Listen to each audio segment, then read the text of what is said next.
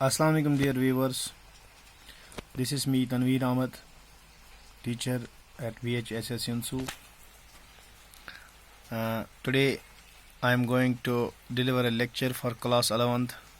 Subject is education and the topic is religious institutions, مذہبی ادارے. جیسے کہ ہم پچھلے لیکچر میں پڑھتے آئے ہیں, what are the formal agencies of education, and religious institution is one among the formal agencies of education.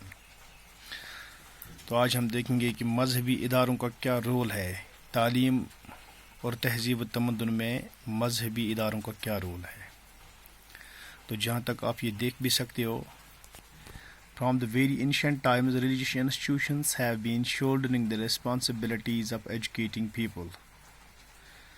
یعنی کہ بنی آدم کے دور سے اگر ہم دیکھیں, جو مذہبی ادارے ہیں ان کا ایک اہم اور بہت ہی مضبوط کردار رہا ہے تعلیم کے پھیلاؤ میں, تعلیم دینے میں ان کا ایک اہم کردار رہا ہے.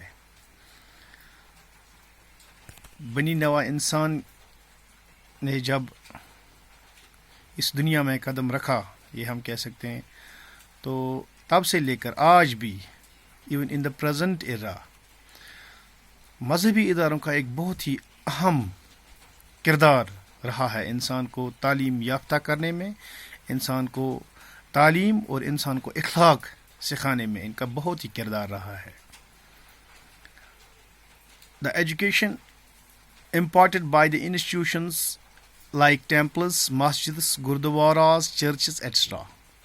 یہ جو تعلیم دی جاتی ہے یہ یا تو ٹیمپلز میں دی جاتی ہے جو ایک ریلیجیس انسٹیٹیوشن ہے, مندر میں دی جاتی ہے, مسجدوں میں دی جاتی ہے, گردواراز میں دی جاتی ہے, چرچز میں دی جاتی ہے. All of these are religious institutions, یہ سب مذہبی ادارے ہیں. The religious institutions can give a clear vision. جو ریلیجیس انسٹیٹیوشنز ہیں, جو مذہبی ادارے ہیں, یہ بالکل ایک کلیئر ویژن, ایک صاف و شفاف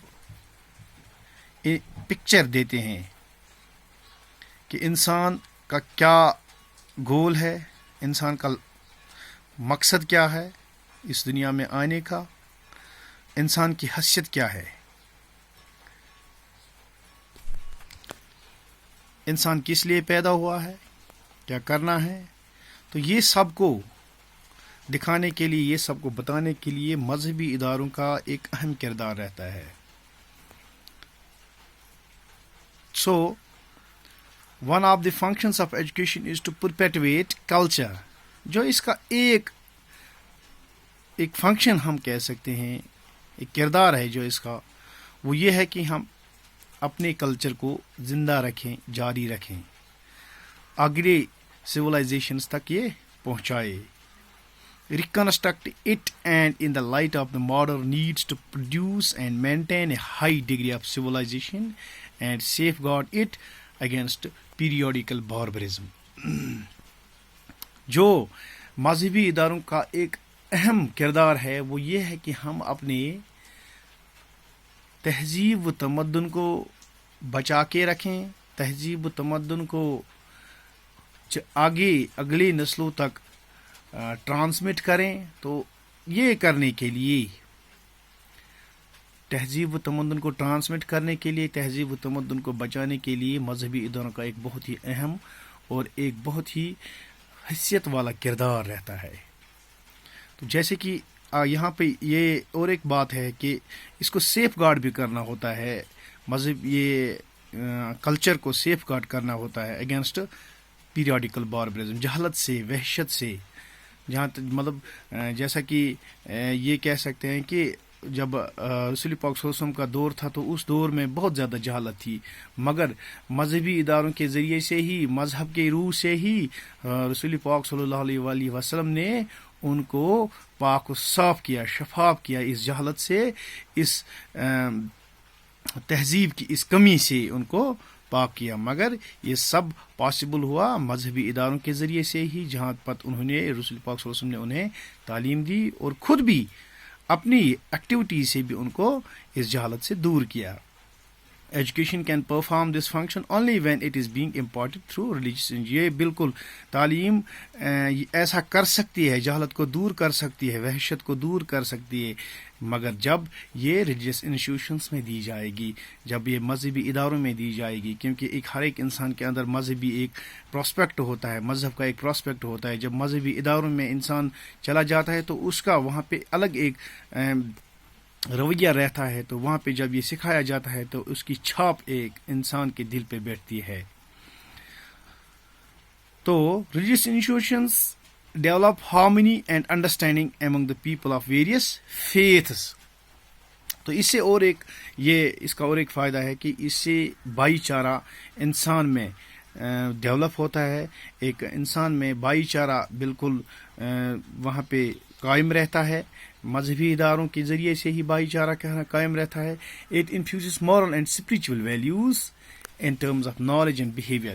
تو یہاں پہ یہ آپ دیکھ سکتے ہو it infuse moral and spiritual values. مذہبی ادارے جو ہے جب ان میں تعلیم دی جاتی ہیں تو ایک انسان کے اندر moral اور spiritual values آتے ہیں. moral اور یعنی کہ اخلاقی اور روحانی اس میں قوت آتی ہے، روحانی طور سے وہ پختہ ہو جاتا ہے.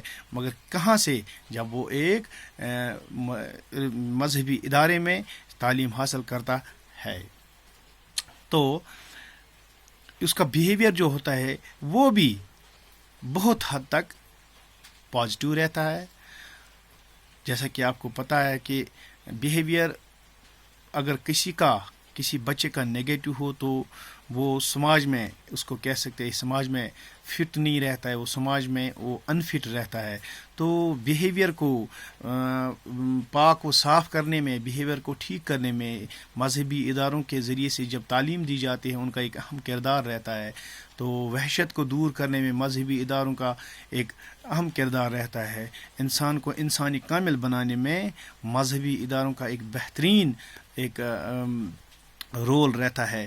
جیسا کہ میں آپ کو ابھی بتا رہا تھا کہ مذہبی اداروں میں جب ایک انسان تعلیم حاصل کرنے کے لیے چلا جاتا ہے تو اس پہ ایک چھاپ بیٹھتی ہے، دل پہ ایک چھاپ بیٹھتی ہے. اس کے اندر اس وقت ایک ڈر اندر رہتا ہے کہ اگر میں یہاں پہ کہیں پہ بھی کسی اینگل سے بھی کوئی غلطی کر بیٹھوں تو اللہ تعالیٰ مجھے اس کی سزا دے گا. تو اس وقت ایک انسان جو ہوتا ہے وہ بالکل تن من دھن سے وہاں مطلب وتھ کانشیس ایفرٹ وہ وہاں سے سیکھتا ہے اور اچھی باتیں سیکھتا ہے. اور بالکل اس کے اندر اس وقت ایک ڈر رہتا ہے کہ میں یہاں آیا ہوں، صاف و پاک طریقے سے مجھے سیکھنا ہے، مجھے وحشت دور کرنی ہے اپنے اندر سے، مجھے اپنے بیہیویئر میں وتیرے میں مجھے جو میرا وتیرہ ہے اس میں تبدیلی لانی ہے. مجھے I have to maintain a positive behavior. I have to I have to give up the barbarism. تو یہ کہہ سکتے ہیں جو جہالت، وحشت، تہذیب کی کمی ہے، ان کو دور کرنے میں مذہبی اداروں کا ایک بہت ہی ایک اہم کردار رہتا ہے. تو I hope you would have understood this lecture.